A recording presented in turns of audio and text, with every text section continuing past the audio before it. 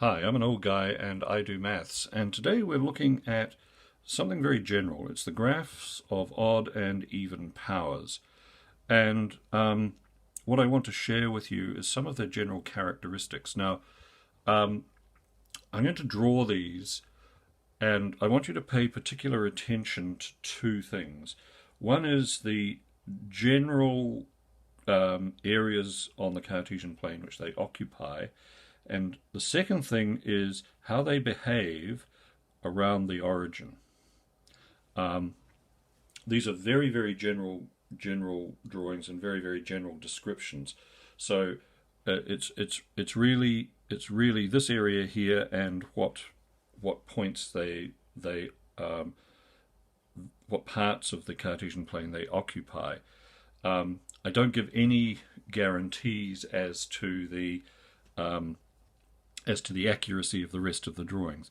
If we take this one, if we start with this one, this is y equals x. I've put 1 in here just for the sake of illustration. Y equals x. It looks like this. It's the only one of these which is a straight line. And it occupies this, in its positive form, it occupies this quadrant and this quadrant. In its negative form, it would run across here and occupy these two quadrants. Now, this is, as I say, a very general one. I'm using it to just for the purposes of illustration. So that is x to the 1. Y equals x to the power of 3 looks like this.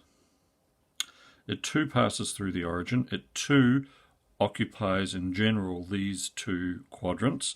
If it were negative, it would be in this quadrant and this quadrant. It runs in its positive form from bottom left to top right. And that is x to the 3.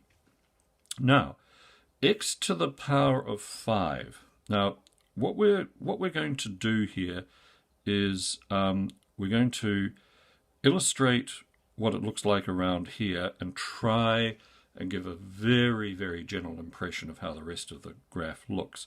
So if we were looking for a point on x to the power of 3, we could take 2.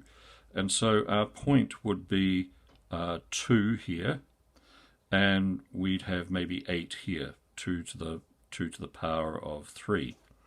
Just keep that in mind. Now, x to the power of 5. Well, 2 to the power of 5 is 2, 4, 8, 16, 32. So our point is a way up here somewhere. But what happens is, as we draw this thing, and I give no guarantees as to the accuracy around here, but as we draw this thing, what we notice is that around the origin, at least, it's got a much flatter profile than x to the power of 3. And if we were to go out to x to the power of 7, we would find the same thing, that this area here is a lot flatter. And that's a characteristic as you work up through the powers, the odd powers. It occupies the same quadrants as the previous two. Its negative form would occupy these two quadrants. Okay. So let's move over to the even powers. And here we have our old friend, the quadratic, sort of badly sketched. That's x to the 2. And again, we'll use, because it's an easy power to work with, we'll use 2 as a point at which we work out a coordinate. So if this is 2, then this is 4 for x to the power of 2. For x to the power of 4, it's 2, 16. So that's up here somewhere. And for x to the power of 6, 2, 4, 8, 16, 32, 64, it's twice the distance away. It's away up here somewhere. But what I want you to notice is what happens down here. X to the power of 4 has got a very much flatter bottom than x to the power of 2. I make no representations about what the graph looks like here. I'm just trying to illustrate a couple of its salient features. One of which is that it's got a flatter bottom.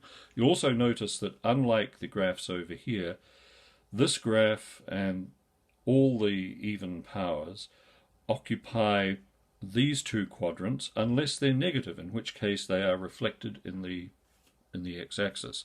Now, x to the power of 6 is going to come down here some way, and it's going to have an even flatter bottom. Again, this is probably overstating it, but as you work up through the powers, as these graphs approach the origin, they have a flatter profile than those with smaller powers. Very, very similar to this, and for the same reasons as this. Now, what are those reasons? Well, certainly as we get to 1, x to the 1 to the power of 1, 1 to the power of 3, 1 to the power of 5, they're all the same thing. 1 to the power of 2, 1 to the power of 4, 1 to the power of 6, they're all the same thing. But consider a fraction. A half to the power of 1 is a half. A half to the power of 3 is 1/8. And so that is going to bring the graph closer, this graph closer to the x-axis. A half to the power of 5 is 1/32, and that's an example of this. It comes right down and very much closer to the x-axis. Same story here. X to the power of 2, if we use a half, it's a quarter. If we use 4, it's 1/16. If we use 6, it's 1/64th, I think.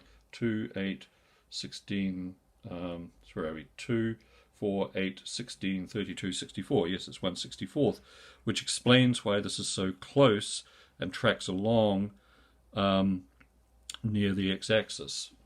Okay, well, two things. I hope that this makes clear the basics of the areas that these graphs occupy, what they look like, and why they behave as they do in these regions.